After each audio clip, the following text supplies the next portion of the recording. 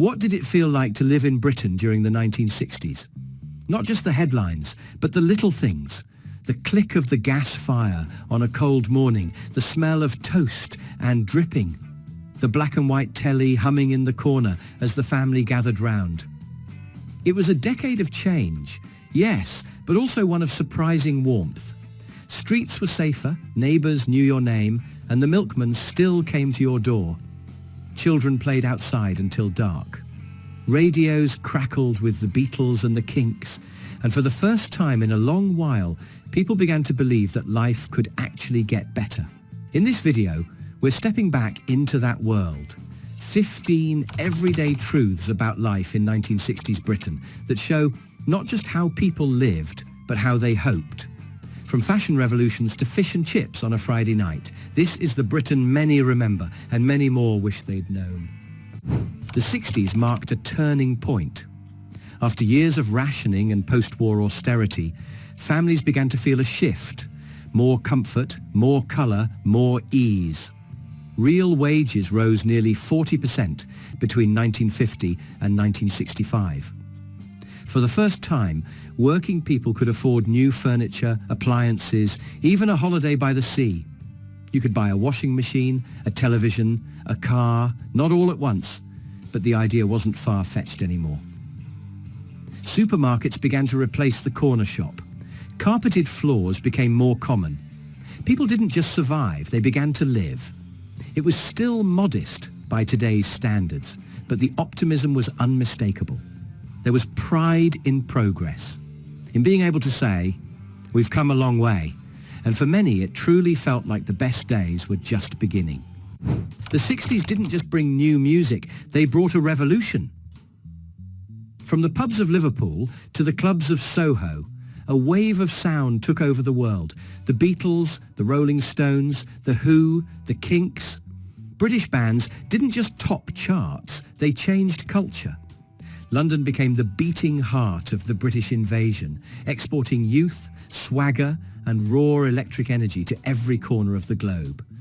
Teenagers had their own heroes now, their own voices, their own style.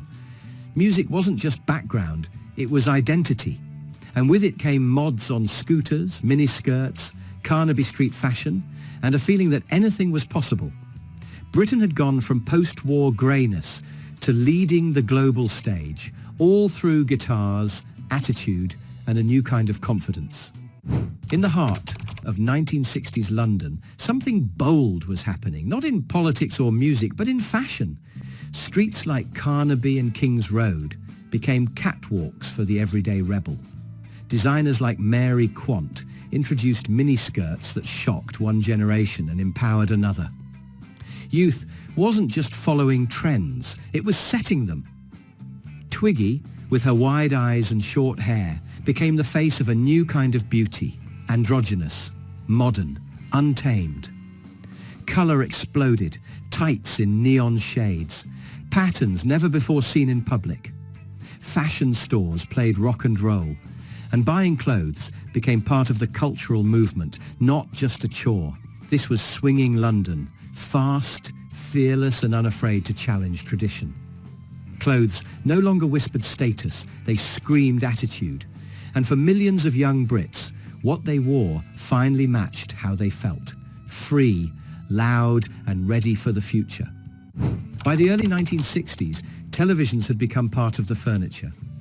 Around 80% of British homes had one, usually small, black and white, and proudly placed in the corner of the living room. It was more than entertainment, it was a shared national ritual. Families gathered to watch the news, the Queen's Christmas speech, or serials like Coronation Street. Children raced home for Blue Peter, while adults laughed along with Steptoe and Son. It was the golden age of television, simple, live, and deeply communal. The coronation of Queen Elizabeth II in 1953 had already hinted at this future, bringing millions together around flickering screens.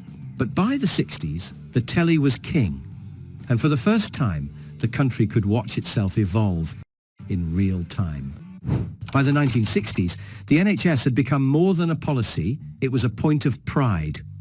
Free universal healthcare was available to every British citizen, no matter their income, age or background. It was the safety net no one took for granted. Babies were delivered in maternity wards. Teeth were fixed without fear of bills. Doctors visited homes. Nurses ran clinics.